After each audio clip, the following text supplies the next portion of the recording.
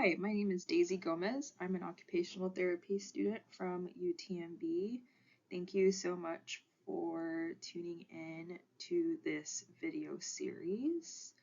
This is the first video of 5. I highly recommend that you watch this one in addition to any other one that you're interested in watching. I think this will give you a pretty full understanding of what occupational therapy is. So with that, let's begin.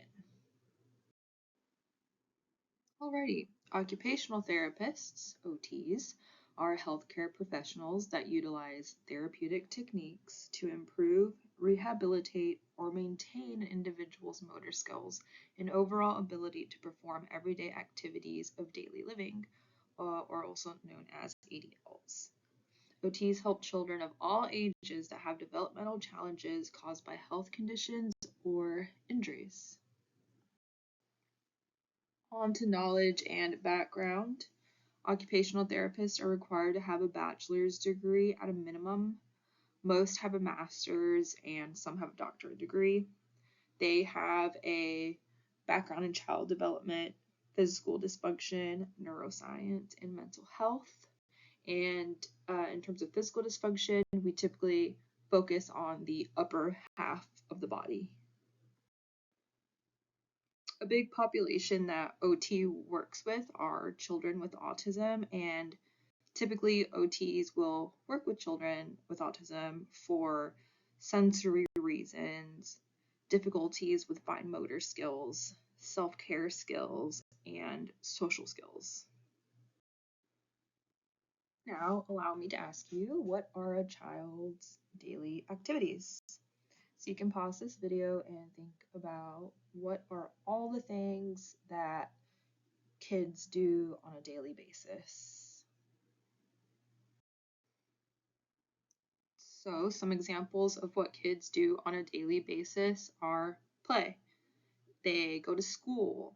They spend a lot of their time writing, talking to their friends, talking to their teachers, playing games with each other, and also their activities of daily living. So activities that they do on a daily basis to care for themselves and to survive. So that could be dressing, self-care, brushing their teeth, brushing their hair, taking a bath, feeding themselves, and all of these activities can also be referred to as occupations.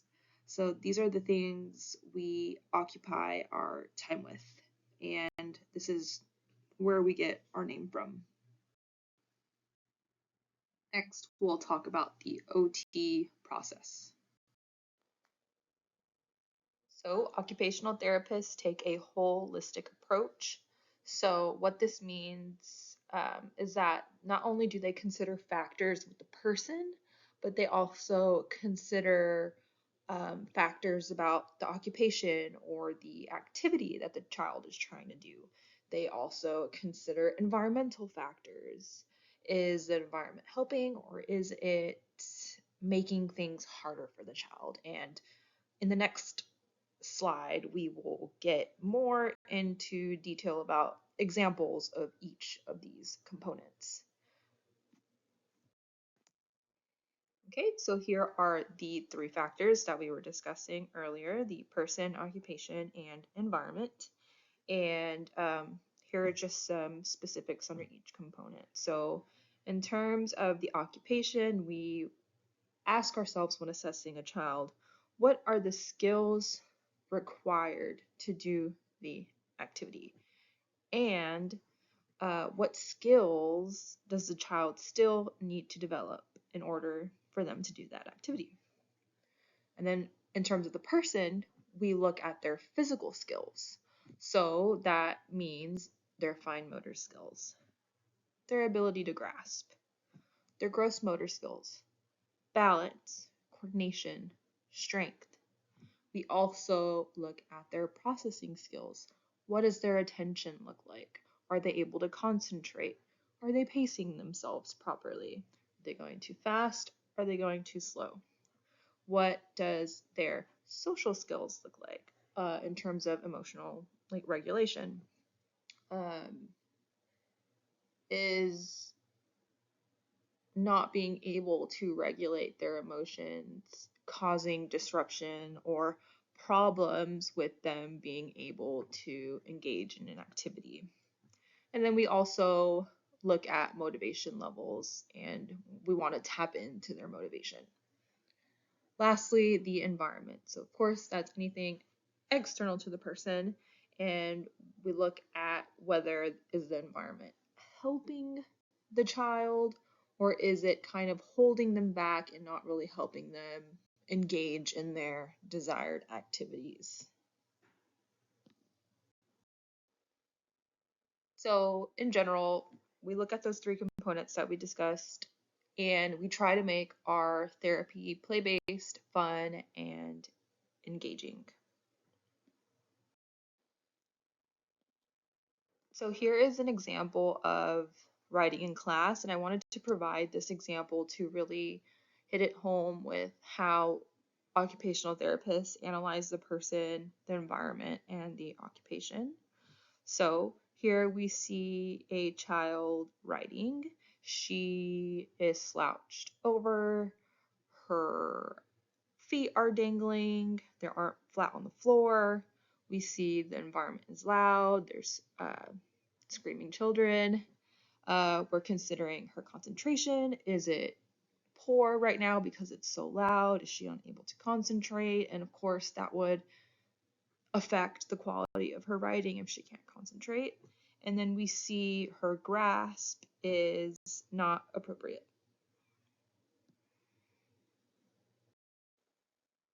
Okay, and this is how an occupational therapist might intervene. So they provided the child with a chair that has back support to support her back and give her better posture. Her feet are flat on the ground. Uh, some intervention might have been done to correct her grasp. Now she's holding the pencil correctly. There is a little grip on the pencil to help with that. Earphones were provided, or noise canceling headphones were provided to mute the noise out so she can concentrate. And another thing that's helpful with for concentration is to provide movement breaks. So sometimes in classrooms, kids don't get the movement breaks that they need as frequently. So say if this was in a school-based setting, an occupational therapist can recommend having movement breaks every hour for a specific child. So having those movement breaks would help with concentration. So this is sort of how the OT looks at the person, the environment, and the occupation. Okay, so now here are some common goals that occupational therapists could set for a child and work on with them.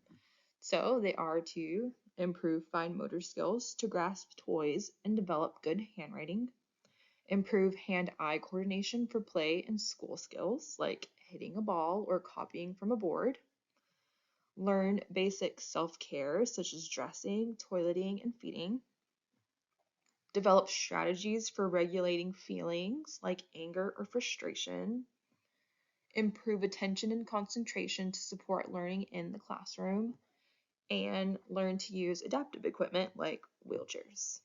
So, yes, these are some goals that occupational therapists can work on with kids. So, why is OT important?